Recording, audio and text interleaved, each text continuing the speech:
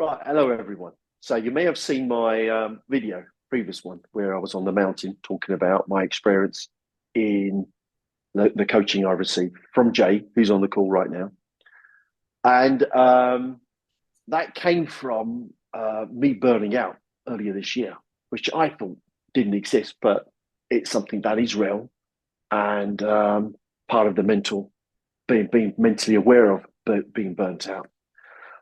So on that journey, I through the football team that I support.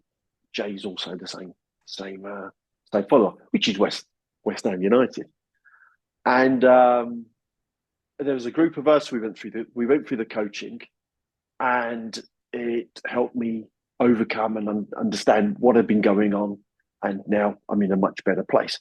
So I wanted to take the opportunity to share that. Why should I just keep that to myself? Is there anyone else suffering from mental strain, burnout, unhappy with something or aspects of their lives? What a great opportunity for me to share how James coaching could possibly help them.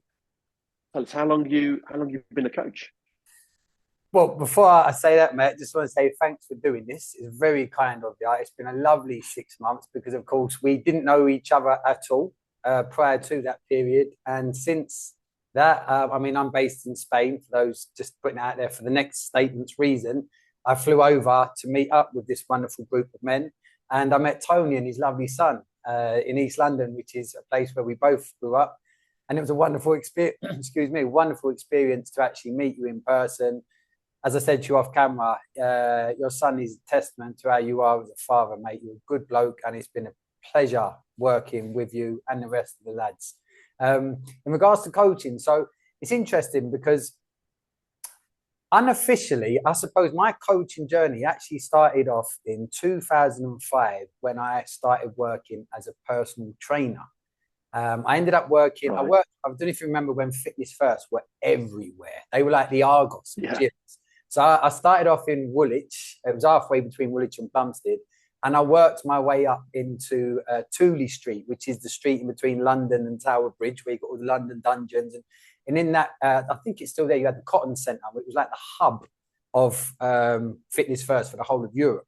And I ended up doing well. I ended up working my way up to becoming a sales manager and then one of the managers of the personal training arenas. And what was interesting was in that gym, I started working with lots and lots of corporate people. We had all the top upper echelons of people from like Ernst and Jones and all these other big places in the city. And what I found was when they turned up to work with Jay in the gym, they let go of all of the corporate. I don't want to call it facade. It's not facade, but the corporate front that they'd have to put on at work, and then I'd get offloaded with all of their, and that's when I learned about this word burnout, people, and procrastination. Because I can tell you no such thing. I'm going to get a bit Shakespearean here. You either do or you choose not to do. And what I've learned, and this once we get into my coaching, is it's all about choice and accountability when it comes to, things like burnout and whatnot and these labels. But that's back to the point. That's when I first got into coaching, because I realized as I was physically training these people, I ended up because obviously I wasn't trained in my approach now to coaching. It was more just from a common sense. They'd give me information, and I'm not from the corporate world. I'd look at it from a humane perspective and go, well, that don't make sense, and that don't make sense. And every time, oh my God, it's amazing. I'd be thinking, is it really, or is it you're just missing the trick here? But that's 2005. That's nearly 19 years ago. Wow. When I really started coaching, though, was a very personal journey about a decade ago. Was when someone I love, my hero in my life, my uncle Laurie, God rest his soul, he got sick with a form of cancer.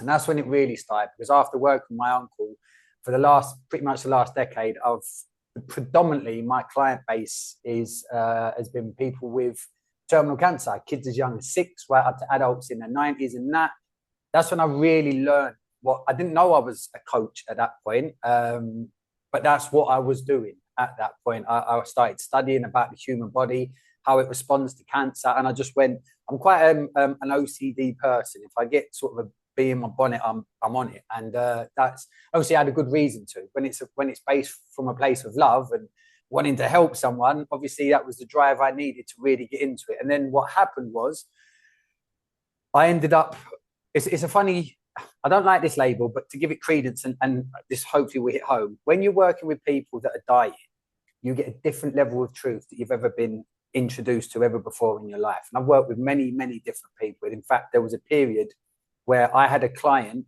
with some form of terminal cancer on every continent of in this world we live on. And regardless of the background differences, colors, creed, cultures, religions, affluence, poor, the message was the same. And it actually drove me to breakdown.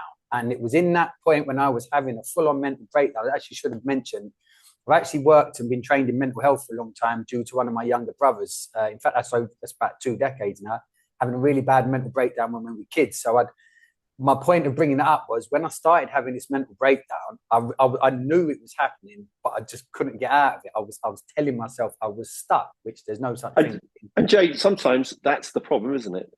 It's where do you go for help? You hit that wall. You know you've got a problem. You can't turn to your family, or sometimes you do turn to your family, but they've got no solutions, or you don't want to put burden on them. So you end up in that spiral. So you have to go, as you said, you have to go and find the solutions. What did you do? And that's a good point. Like you said, where do you turn? Well, first and foremost, you've got to admit that you need help. That's the biggest thing. And that is the bravest thing you do. And I had an angel come into my life who, funny enough, as I said, I worked in Fitness First. So all them years ago when I worked in Fitness First, I had a younger personal trainer who came into the gym, bless him, snot-nosed, straight out of personal training, high school sort of thing. And I completely corrupted this kid. And then 2005, nearly 15 years later or so, he comes back into my life and he's become a coach. And it was really interesting because as I was having this breakdown, he come back in. His name is Harry. Shout out to you as well, Harry, because this man saved my life. He saved my marriage. He saved everything for me. Because if he hadn't been brave enough to actually start poking me at a point where, I mean, my ego was like, hold on, you know, you're 7 years younger than me. You ain't married and you're telling me about being a husband. You ain't a dad. You ain't got kids. You're telling me about, and my ego really struggled with that. But because I knew I was breaking, what I saw in him was an inner peace that I was jealous of. It was more the relationship. As much as I loved Harry at the point, I was jealous of what he had. It wasn't I was looking up to him to aspire to be like him, which is what I should have been doing. I just wanted what he's got, and I was almost begrudgeful that he was having that. And I used to call him Yoda because he'd come out with these simplistic, logical statements. Like, stop saying sense, and I fought it. But anyway, that was my point. Sorry, go on, mate. You're our Yoda, just to put it out there. So he came into my life, and I fought him for ages, and I didn't know he was coaching me as he was coaching me, and that's the sign of a good coach. But then eventually I knew, and I was like, right, I want you to be my coach. And that's when, so basically at that point, he coached me. He really helped me out. I actually said to him, right, I want you to join with me to help the people that I'm working with cancer. And that started off a nice working relationship with Harry. And then he said to me, you should be a coach. And I was like, no, I don't want to be a coach. I'm not a coach. I'm still not dealt with the things that have gone on in my life, which again, excuse me, what I've learned, especially over the last 5 years since I've been able to let go of everything myself, is the stuff that happens to you as kids. Like my childhood, unfortunately, I was abused as a child, which I never dealt with for 27 years and never spoke about it. No one knew about it. We lost our second child. Again, that was something, the grieving process that is so important to human beings. Grief is a fundamental, most powerful emotion you need to be able to process through, to go through the journey of being your best self. But I didn't, because I wasn't equipped for it. So again, I had all these traumas that I was holding on to. And it was a point when I needed to let go of all of that. And I hadn't at that point when he was saying, you know, you should be a coach. So I said to him, I said, you know what? And at that point, on the side of what I was doing with people with cancer, I was still actually working in the corporate world, IT, which is quite funny. I was selling asset management tools, security management tools, big solutions to the NHS. And I could just about say the names of the systems, let alone know what they did. But what was funny, all the clever techie guys used to say to me, right, Jay, just say this and be your charming cockney self, but don't tell him it can do this and don't tell him, because you know the sales people, yeah, it can do that, yeah, it can do that, yeah, it can do that. But anyway, I was earning really good money. So when I decided, right, I said to my wife, but I wasn't happy in me. I was lost. Although the money was coming in, as James the man, not James the IT salesperson, as James the dad and the wife, the husband, sorry, I wasn't happy in any of it, because I wasn't happy in myself. And basically, when I signed up for a course to become a life coach. But it was really funny, because when I got on that call, so at that point, I was not comfortable with myself on camera. I didn't like hearing myself. I didn't like looking at myself. And I got on this Zoom call, Tone, and there was 70 people on this Zoom call. 70. I nearly switched it off straight away, but something told me, no, don't stick it out. And I remember the first thing they asked people to do was write their intention of becoming a coach. And I remember mine. I said, I have no intention of becoming a coach. My intention is to learn a bit about me. So I had no intention whatsoever. I wanted what Harry had, and Harry had used this company, this course, Mindful Talent, by the way, shout out to you guys, to actually become a life coach. But anyway, I went on that journey to become a coach. And that's when, after being upskilled throughout that journey, I hit a point of, there was a catalyst moment for me when I was working with a wonderful gentleman. So I'd done the course. I'm feeling better in myself. I've still not completely faced the demons. I've still not grieved the little James inside me, that was abused as a boy. I still hadn't grieved our second son, Cher, that we lost. None of that had still happened, but it was almost a tone at like boiling point, when it's there and something's gonna snap, and you're just gonna let it all out. So I was working with a wonderful gentleman, God rest his soul, Harold Williams, who was part of the United States Association for Poets, and he was quite sort of renowned and well known within that field in the States. And he lived in Tampa Bay, Florida. And right. I'm not going to go into the story, but something happened when he died that changed my life forever. And in that moment, everything came out. I was able to face myself about being abused. In fact, the first thing I did was record myself, telling myself the story so that I could face myself. I was able to grieve my son. And from that point, that's when Jay, the soul coach, was birthed, if you like. And that was about 5 years ago, roughly. Wow. Okay. So you're, that's a journey.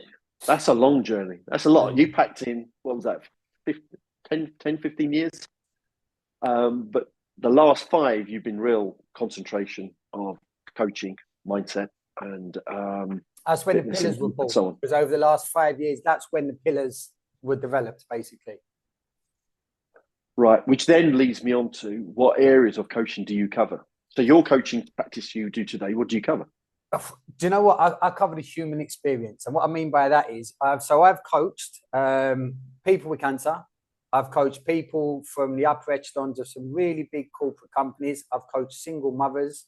I say I've coached, I do still coach people in these arenas. I'm really proud of this. I'm the first person in the history, and the first human to ever have been allowed to go in and work with the British Army's most vulnerable soldiers as well. So I've also coached kids in school and kids privately as well. In fact, I do work out here with kids in schools out here in Spain. So, and the reason people might think this, people, your egos will now go, well, how can you do this? And how can you coach this? But, I'm in the corporate world. No. Strip your ego out of the way. The one thing that is an absolute common denominator with every single human being, regardless of what age, creed, color, culture, importance, is feelings. Every human being experiences happiness, sadness, grief, love, gratitude. That's why I became a soul coach. And it was a young girl that I was coaching at the time with cancer, which we'll get onto because I know we're going that way, who actually said to me, "You're my soul coach." And I was like, yeah, that's right. Because, and I'll tell you why I stripped off the label of life coach. I was never comfortable with life coach because, Tony, the truth is I could never coach you on your life because I haven't lived your life. You've lived your life. That's true. However, I can resonate with your feelings. When someone says, "Oh, I'm feeling burnt out," I'll say, well, what does that actually feel like? Well, it's sad. It's frustration. It's anger. It's feelings. Well, I know feelings. I know sadness. I know frustration. I know anger. So maybe there's an area there I can help with. So that's why when, bless her, Daisy O'Sullivan, shout out to you, when she said, "You're my soul coach," I said, "That's it. I'm a soul coach." That's the one. Absolutely. So, for those who are watching the video, and obviously my experience, which was obviously going through this, which happens to people from time to time, which is the burnout, who you met, and obviously your fitness first period of when you was working as well. I can't just I could try and explain to everybody right now on what we went through, the steps that we took, the 4 pillars as an example, the breathing exercises. But I think it's going to come better from you. But you want to share what process that I went through that you may put me through to help me come out the other end, a better self. Well, absolutely. Well, first and foremost, I want to start by just quickly making sure that we understand the true definition of the word self. So part of my journey when I started studying was I started studying something called etymology. For those that aren't familiar with that, that's the study of words, where they derive from, where they come from a foundational point of view, which has meaning, because words do have meaning. And self is a very beautiful word, because regardless of what language and how far you go back, the definition verbatim is that which differentiates you from anyone else. Now, as a human being, surely come the end, your legacy is you being the best at that bit, the bit that makes you different. So I had to recognize that in myself first. But the 4 pillars, which are ego, soul, the now, and best self, they was built observing, as I said, people from all parts of the world with the common thread that wove them together being something awful, cancer and dying, is what they showed me, the stages that they went through. I was very fortunate in quite a few cases to be the last person to speak to some of these people before they went on to wherever and whatever happens next. And the pillars are represented. They gave me a crash course in what I realized I've experienced every day of my life. So pillar 1 is your ego.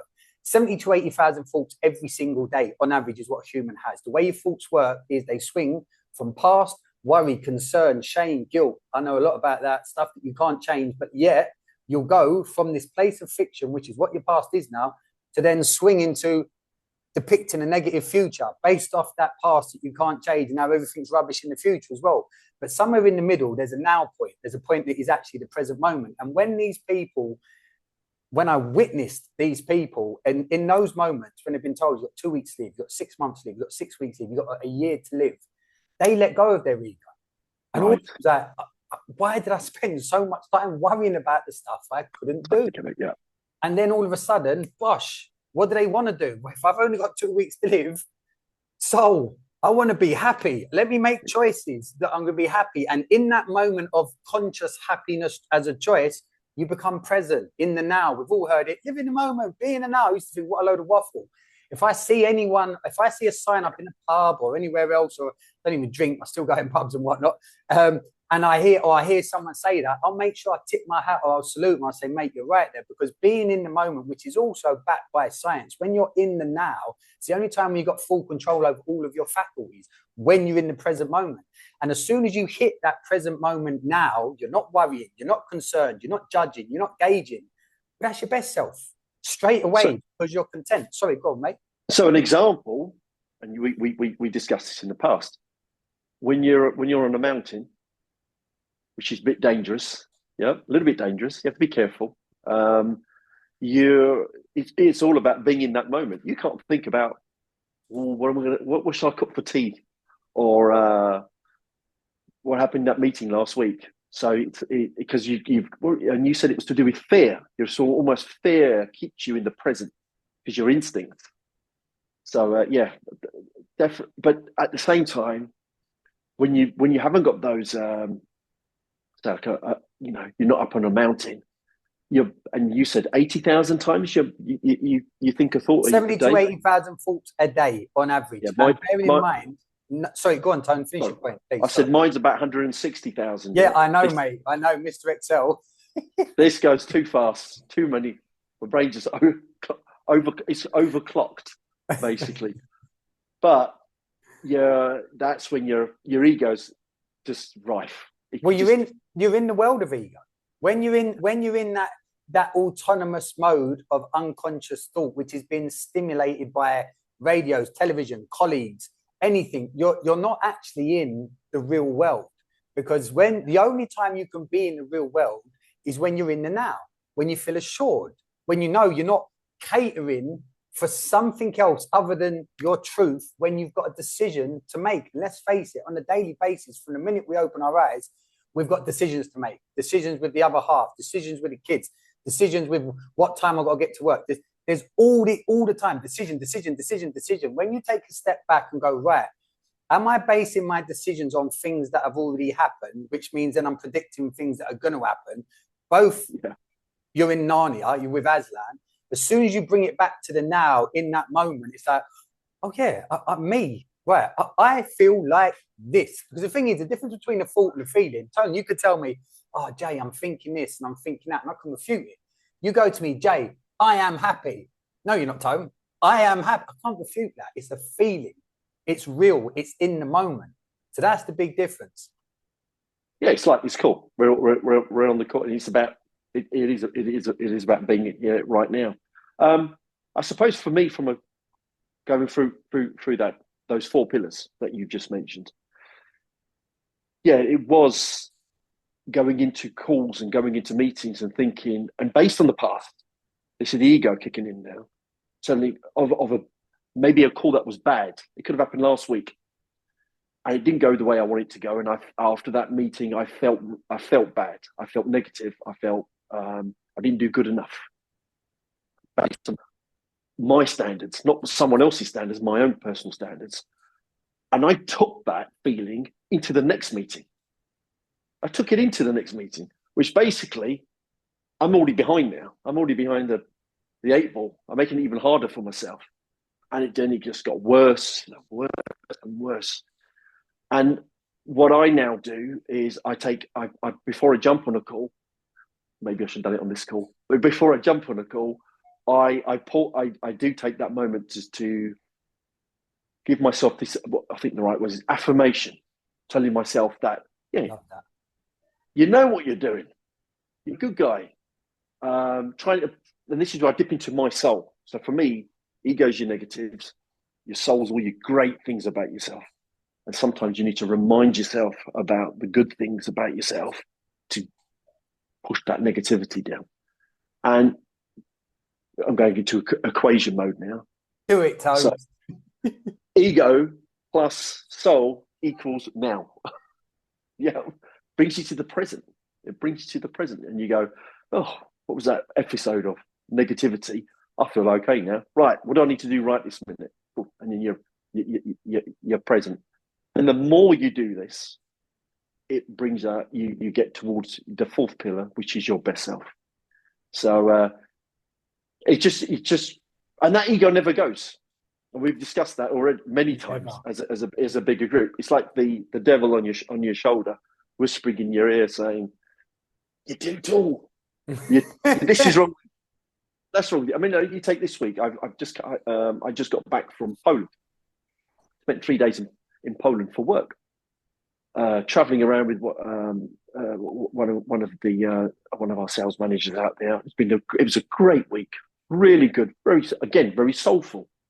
Like I said, spending great time with my colleague, but also with customers. And this was my issue, as you know. I had this issue of Tony the corporate. I can go into these meetings, and I can have a meeting with 10 people. Big show, like a show. I almost consider myself as an actor at that point, but I can go into a meeting with 10 or even 20 people and present myself or the business or whatever. But I was an introvert personally, which is really weird. But as you said, we're actors playing different roles, and now I'm trying to find out which is the best version of me. Is it the introvert who doesn't trust anybody and is a bit more skeptical, sits there quietly and observing before he says anything? Or is it the one who just goes, right, that doesn't actually think about anything and is himself, which is what, funny enough, which is what I am in the corporate world. When I go and see, and I enjoy that. I love going to see our customers and or prospects and telling them about the wonderful things that we do and our people and the products that we manufacture. So, And I feel better for telling you that as well. Mate, I experienced, like, for me, when the first time I met you, obviously in that pub, the Black Lion, in East London, you walked in with your son, and it was the first thing I thought was, Jesus Christ, he's massive. He's so tall. But your best self was just you. You was just like, you wasn't being Tony the corporate guy. You wasn't being Tony the dad. You know, you wasn't being Tony the husband, the Tony the colleague, Tony the friend. It was just like, I could feel it in you. You was just breathing easy as Tony. And it just flowed. And we had a wonderful meeting. We embraced. We had, and obviously it wasn't just me and you there. We met up with another load, and everyone came in as their best selves. Because that's the thing. Once you're in a state of presence, other people will also notice it.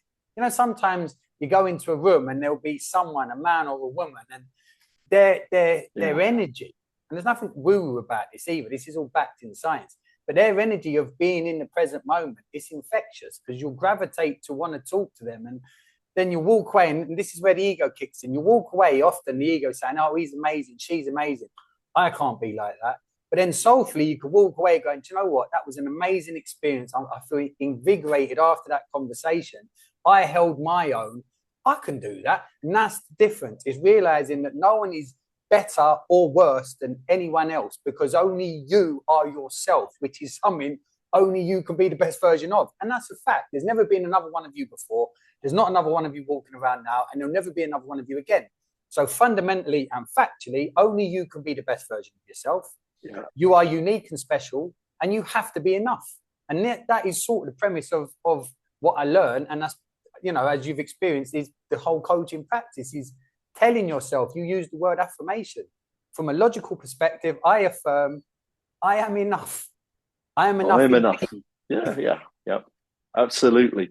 No, I hear you. Now, we also, apart from the 4 pillars, there was another element to this as well, which was, I think I referred to it as tree hugging, you know, fairy dust kind of side, which was the breathing side. I had no idea about this. And we go, breathing, isn't that a human function? We breathe anyway. But do you want to just explain a little bit about the breathing?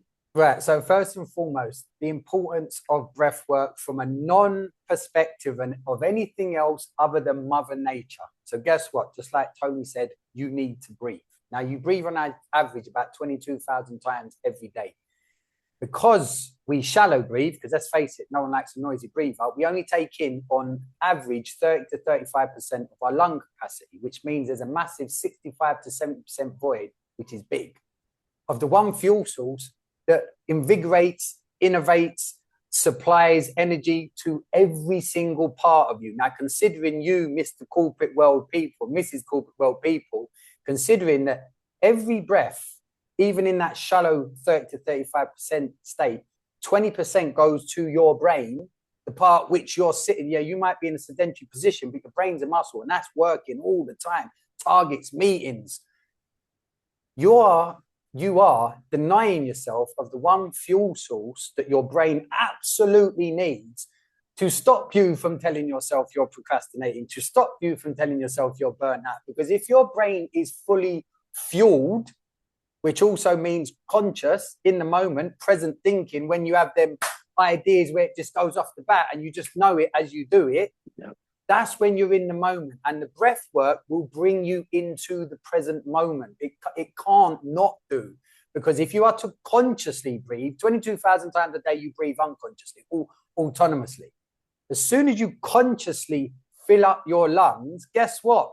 20% of this new massive full inflated lung capacity pushing up to your brain is powering up all the CB1 and CB2 receptors in your brain, the prefrontal cortex part of the front, which is your decision making, worry, concern, targets. All of a sudden that starts slowing down because your blood viscosity changes, so it's running like fluid, not congealed.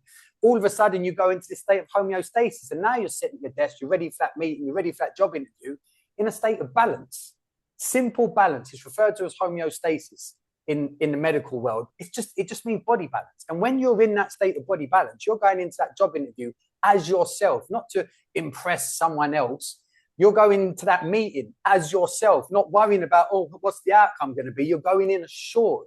Because when you're in the present moment, you experience what is irrefutably the human being's most powerful mental state, which is clarity, at peace, at ease, present, assured, I'm enough, bosh. Gosh, yeah. I'm going to give you another example of that. You climb up that mountain. So you've done, I don't know, 3 hours hike uphill. Your lungs have had a workout. And you get to the top and your mind is completely empty. So it's empty. That allows you then to see that view, to see those beautiful view. And that's why that gives you that high and that feeling and makes it really, really special. And it's not always possible to jump, you know, say it's just an excuse though, by the way. It's not always possible to go running or, you know, out. You know, if you've got to, you can't go for, if you've got to go and see a client at 10 a.m. in the morning and you've parked up, you're 15 minutes early, you can't go, right, I've got to quickly have a run around, get my oxygen going before I go into this meeting and be my best self. However, you can do it in the car. You can do the breathing exercises in the car. And I certainly found that when we done there was two sides to it. One, physically, I felt different. There was a physical transformation. I just felt lighter for some strange reason. I don't know if I lost weight or it burns calories, but I felt lighter. And then obviously from a mental point of view, there is a point of when you're doing the breath work that your mind, all the noise switches off. You stop thinking. That ties into meditation. It's really difficult to achieve that noise, cancelling that noise, and to give your mind a moment of rest and peace. And there's people who study this and write books and so forth. And I remember some of the colleagues, well, certainly one of our friends now, he fell asleep, if you remember. Yeah. And then the other one, he had some other exciting activity that kicked in for him, which was also very funny that evening.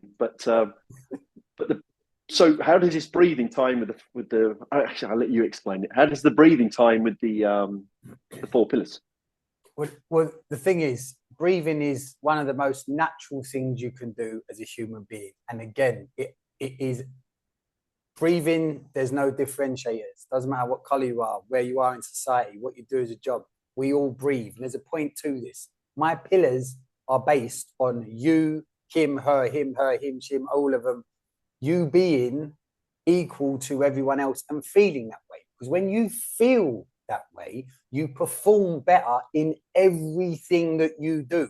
Because you at the core of all of these roles, if you put you in the middle and you got spokes, dad, husband, job, friend, West Ham fan, all the things that make you you, the drivers behind that is you. And once you start breathing, what happens is, because it's a conscious exercise that only you experience when you do it in yourself, the physical effects is quite simply look at your body as a machine. Like any other machine, if you fully fuel it and give it everything it needs, all of its inner moving parts, including your brain, work to its optimal efficiency. So when you fully inflate your body, everything switches on. Then if you look at the pillars, ego, soul, the now, and best self, well, once you start breathing into the present moment, you become aware of your ego. You can start catching it because like you said, your ego doesn't stop. My ego's going off all the time. My ego's going off as this call's going on. I wonder who's going to watch this on LinkedIn. Oh, I wonder if there's going to be any opportunities. And if any of you are watching this and going, I ain't got an ego, and you're not saying that, it's going on in your head, that's your ego, all right? Because it doesn't stop. It's going all the time. But when you breathe into yourself, as you've experienced, throughout the exercise, which, by the way, there's exercises you can do in 3 minutes. 3 minutes before you're going into a meeting, and I promise you, all that anxiety, all that fear, all that wanting of excitement of, oh, am I going to get it? Am I not going to get it? Within 3 minutes, you'll become aware of your ego and accept, oh yeah, there's all that bit going on up there, and all of a sudden you'll concentrate. Yeah, but how do I feel in this moment? Then all of a sudden you're in the now, which means you're in a state of clarity, you're in a state of presence. So when you're going into the meeting, you're not thinking about what happens next. You're dealing with it as it's happening, which is how life actually happens. It's just moments of now. You can't predict it. You can react to it. You can react to it in the now as it's happening, which then you're in that meeting, you're in that job interview, you're wherever you are in life, at your wife's bedside as she's giving the baby, you're in the now as your best self, because as soon as you hit now, there's no gauges anymore. You're not comparing yourself anymore. You're just in yourself in that moment. And that's how the breath combines that whole journey. Because when you consciously breathe, you absolutely, not maybe, will become present. And it's a sweet spot, as you've experienced. You transition from the start of the session, bosh, I'm here, I'm now, I'm clear, I'm assured. Now I know what I'm going to do. Yeah, absolutely. And I said I've used it I've also used it when ego's kicked in. So when you're in that moment where you start doubting yourself, I've taken that 5 minutes out to go, right, go into my meditation Zen mode, go through the breathing and go, what was all that about? And just and move through. But there's also there's one other element which we went through from the breath work, which was the physical side, which you haven't quite covered rightly. Right? Yeah, this is where it's your because obviously your blood flows a lot faster. Absolutely. And then also your is it your veins? They expand. Yep. Everything changes. It literally all your inner. So inside your body, you've got, yes, we know we've got an inner biologically, chemically driven system, but you've also got an inner circuitry board, a complete electrical circuitry board, which is actually run. We think it's run the epicenter up in your brain, but you've also got a second brain in your gut, and there's more messages electronically go from your gut up to your brain and the other way around. And when you breathe physically, well, from a physical energetic perspective, come that point of the day after lunch, you've had a lunch, and this happens. I remember experiencing this myself in the corporate world. And there's this period normally between sort of 2 and 4 where everything sort of starts shutting down, and all you can think about really is going home. And all of a sudden, this workload in your mind becomes so massive. Oh my God, I've got to do that. Oh, I'm procrastinating. I'm not doing anything. Well, imagine in 3 to 5 minutes being able to go, bosh, switch that around completely, because what you've done is you've breathed out that negative energy, which starts sinking in, which then becomes physical because you start slumping in your chair, start going to one side, and everything else becomes disjointed at this part, to all of a sudden being in the moment physically because your body is switched on. I'll go back to the analogy of a machine. Your body's got billions of things going on inside it every second of every day just to keep me sitting in this chair and upright. Once you fully fuel your body, you're not running, you're not lifting weights, you're not playing sports, you are literally just fully fueling your body, sitting down even in the moment. What happens is you give your body a massive energetic boost. And of course, 20% of every breath goes to your brain. So all of a sudden, right, what can I get done over these next couple of hours? It's going to make tomorrow a bit easier if I do this now. A minute ago, I was thinking, oh, I'll do that tomorrow. I'm procrastinating. Oh my God, I'm burnt out. No, you're not. You're being lazy. Don't lie to yourself. That breath work can bring that clarity back to the moment and put you back in a foundational perspective of choice. Right, what's a good choice at this stage? But let me look at that list now as I can do that, I can do that, I can do that. That means tomorrow, I ain't got to do that, I ain't got to do that, I ain't got to do that. So from a physical perspective, it's based on logic. It's not even profound. Yeah. No, I totally get that. So for me, breath work, essential, daily, from a daily point of view. I know everyone says yes, but everyone breathes daily. But the actual breath work, where you're using your full capacity of your lungs, is been beneficial for me. So thank you for introducing it to me. Now, when you look at the last 5 years, obviously you've met, as you said, you've coached children, you've coached adults, you've coached people at the end of their life. What was your biggest achievement? Do you want to give an example of your biggest accomplishment as an example? The British Army. What an experience. Whoa. So what happened there was, I coached a young girl. I didn't know at the time. She was a military child. I had no idea. Coached a young girl, and it went amazing. So much so that I then coached her mum, and that went amazing. Now, at this point, her husband, shout out to you, Ash, realized this change in his wife and his daughter and reached out to me for a bit of coaching and breath work. And that's when I learned He was a staff sergeant. He's now a warrant officer. And I'm proud to say that indirectly, I played a part in his promotion, very indirectly. And you'll know what I mean by that, which I'm really proud. I'll touch on that in a moment. But basically, so his wife, in the army, you got something called AWS, Army Welfare Services. Now, his wife was getting counseling off of that for years. And people, to be clear, I'm not a therapist, I'm not a counselor. That's not what I do. Okay, I'm a coach, and there was a huge difference. But anyway, my point is, I worked with Ash and Jodie, his wife, reached out to the AWS and said, listen, I don't need your services anymore. And bearing in mind, there's a massive list for spouses on this AWS list, because you can imagine in the army some of the things that they have to experience as spouses. And she said, you and she told them about me, which was amazing. And then her husband done a bit of work with me, and he was like, listen, I need you to come down to my barracks, which was down in Portsmouth. So I flew over and I walked into this room. Now, it was empty initially, and then like about 350 soldiers start piling in. Wow. My backside started flapping because I'm standing there with a T-shirt that says, Jay the Soul Coach. And you've got all of these brutes that have been told that they have to be there walking in.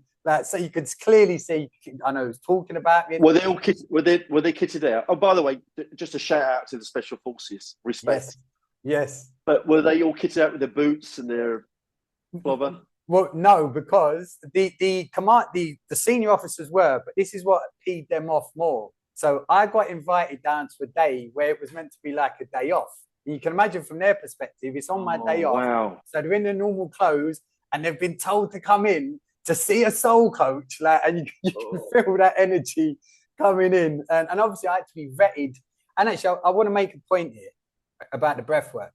So the only way I could get into the army, you have to prove that you're a benefit. And in the army, it's two benefits. Are you going to benefit us mentally, and are you going to benefit us physically?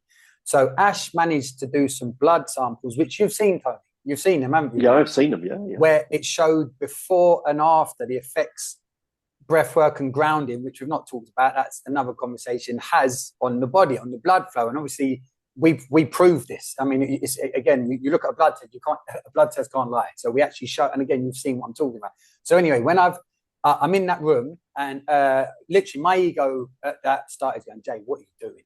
What are you doing? You ain't enough for this. This is way more than you've bitten off, way more than you can chew. It's going at me, it's going at me, it's going at me. But I'm like, no. Look at the opportunity you got, Jay. How amazing is this now? How exciting. It was like going into a football match. I played football for years, and it was that same, all of a sudden I realized, oh my God, this is like a game.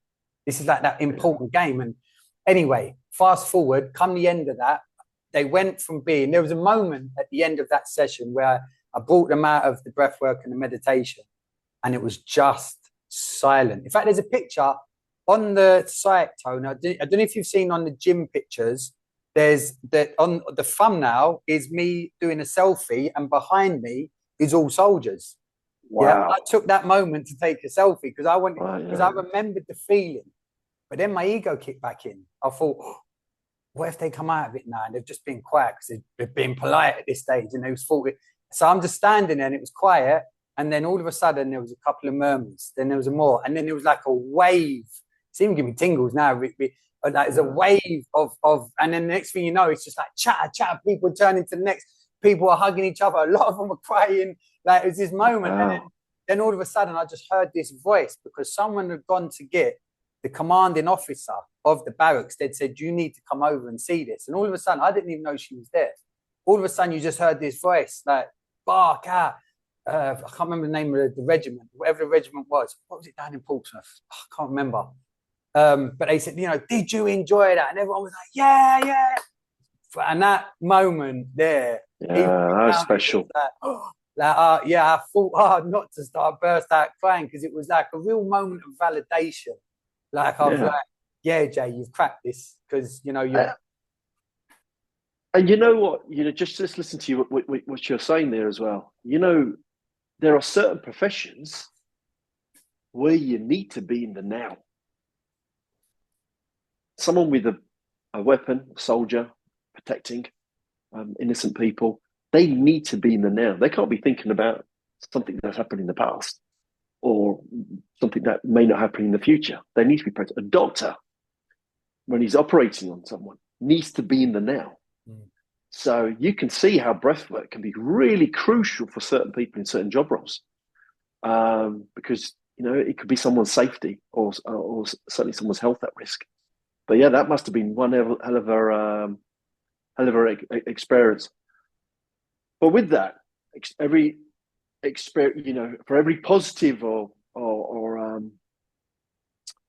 emphatic experience, there's always those times where things are hard. So you have an example where you coach someone, which was this is, and again, don't take it literally, but it wasn't a walk in the park. It was a lot more of a struggle for you and your mindset. 15-year-old girl called Daisy O'Sullivan, who was diagnosed with a form of cancer, and that journey, I coached her for 6 months, and I'm proud to say, come the end of that 6 months, she was cancer-free, and she was tumor-ridden at the start of that journey. That was really tough. Being a dad myself, in fact, the truth is, I started off with just coaching Daisy. By the end of it, I was actually coaching her mum and dad as well. Shout out to you, John and Alicia. And that whole experience, emotionally, as I said, years before this, that was 3.5, maybe 4 years, 3 years ago. 3 years ago. Years before that, I'd had a mental breakdown. That experience with Daisy, it didn't take me to a point of a mental breakdown, but that was the most my brain had been drained from that point until then, because it is different with a kid. You can't help but value a kid more than an adult. We all do it. You see a kid sick, it just tears you to pieces. And what made that journey difficult was the beautiful, simplistic, childlike logic of Daisy herself, how she viewed things. She was a 15-year-old girl that just wanted to be a 15-year-old girl. And what I mean by that, this isn't a judgment. These days, you hit 13, 14, 15, and everyone wants to be 21. She was a child. She was a happy, beautiful, wonderful child, and clever. And by the way, fast forward, the other day, I was speaking to her aunt. I'm funny enough, now I'm coaching her aunt's husband who's got a form of cancer. Shout out to Michelle and Frankie if you ever get to see this. And Daisy's now going to Oxford University. It's just wow, yeah, amazing. But that's great. That was hard. That was really difficult. And Daisy's good now. She's perfectly good now. She's done the other day. I got 2 bits new. She'd passed her driving test, and she got accepted to Oxford University. So that's phenomenal. Well, congratulations to you, Daisy. And wow, that's 2 great wins. I wish my kids would pass their driving test, but anyway, it's another story. So Jay, thank you very much for your time. We spoke a lot about a lot of things. So do you have any, we'll share with how people can get in touch with you if they're interested, but do you have any programs going on? Yeah, absolutely. I mean, I run on LinkedIn. You see my LinkedIn page, James Mannion. I run fasts 4 times a year, 10-day fasts, which you might think that they're, oh my God, stop eating for 10 days. It's actually 2 fasts split into one. It's a 3-day walk fast and a 7-day veg dominant juice fast. They're run 4 times a year. They are actually mental challenges more than they're physical. And as of November, I'm launching a brand new 28-day absolute health kick challenge, which obviously, Tony, I'm talking you into. This starts on the 1st of November. This is an amazing program. And the reason it's a 28-day program is it's been proven 21 days, any task repetitively driven for 21 days, you create new neuropathic patterns within your body. So over 28 days, we're doing a complete reset, a complete change. And it's called the Absolute Health Kick because it covers what makes you a human being. And that is your mental health, your physical health, and your spiritual health. And for those of you that say, I'm not spiritual, go and look at the definition of the word spirituality, and then you tell me that you're not spiritual. And spiritual health, in a nutshell, is your feelings. Spiritual is just an encompassing word for your happiness, your sadness, your love, your gratitude. So that over 28 days is what I share as an approach to come the end of that 28 days for you to feel balance in all of those areas. Factors that make up the 28-day challenges: daily breath work, daily exercise, daily meditation, a stringent, enjoyable 28-day diet suited for pescatarians, vegans, vegetarians, all-inners. It doesn't matter what you are. I have the diet suited for each need. So we'll cover the breathwork, mental, and coaching. And it's an introduction to the four. It's a crash course in the 4 pillars as well. So it's a come the end of that 28 day, every single day, come the end from day 1 to day 28, the end of every day, you are going to feel reinvigorated, revitalized, re-energized. It will fix any sleeping patterns you've got. And that's what you'll build for 28 days is a feeling come the end of the day, that was a good day.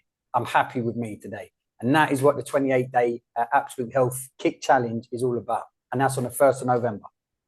1st of November, right? A date that, 1st of November, a date that I'll always remember. I'm sure that comes from a song.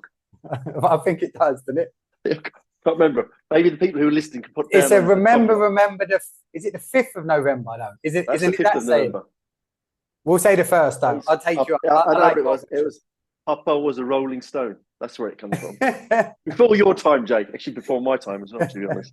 So if anyone wanted to get in touch with you, Jay, what's the best way to get? Well, I think my website, jaythesoulcoach.com. If you reach out on there, if you subscribe, it's free. If you wanted to reach out, as soon as you subscribe, it lets me know. And on my website, you'll get a look at, there's a lot of testimonial stuff I did with the army. There's some really cool audio testimonials from the stuff I did with the army as well. And there's, it's all the information about what I do, the information about the fast, the information about the 28-day health kit challenge. So that's I would say that's your best starting point. But yeah, okay.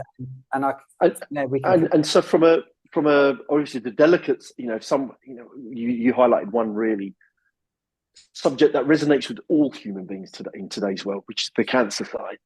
Is there a section on there where they can get some information should someone feel they want to? Yeah, there's information about with the cancer thing, it's very delicate and sensitive. So it's and just disclaimer, I'm not medically trained. I have learned and studied for years one particular part of the human anatomy which is relevant to cancer. And when I say I'm a cancer coach, I'm not someone who's preaching alternatives. Okay, what I do is I support people support themselves on a journey which is it's an ultimate journey for a lot of people. So that's when I say I'm a cancer coach. What I do there is, and I share information, lots and lots of information, which you'll find free as well, that you can go and look into yourself. It's all from accredited academic integrated oncology resources, which is a new form of an approach to cancer, which unfortunately you won't get this on the NHS, and that's not a slight at the NHS, but it's like anything else in life. When things are free, you don't necessarily always get the best options. You get what is able to be given as free. But outside of that world, in the new approach to cancer, which is having much better statistical results, you've got things like integrated oncology. And what do they teach? Breath work, acupuncture, meditation, diet, exercise. So that's an area that I've been working, like I said, for over a decade. And that's what I do. And by the way, I give a free 30-minute consultation on all of my packages. There's no commitment initially. It gives you a chance to talk to me. You might not like me. I'm not going to say I'm everyone's cup of tea. It gives you an opportunity gives me an opportunity to download as much as I can in that 30 minutes to hopefully at least when I walk away know that I've been my best self, giving you as much as I can as if I'd never see you again. So I know I've left as much as I can in that meeting. And likewise, if anyone wants any testimonials on Jay, and certainly he's the coaching that I've gone through, which is the breath work and the 4 pillars, you can reach out to myself.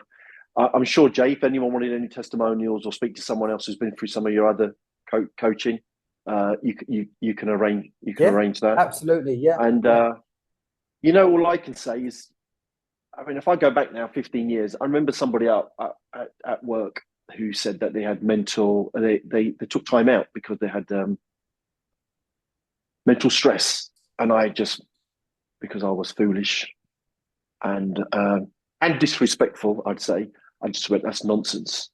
you know, for someone to have mental issues, all I can say is it's real, and no one should suffer in silence.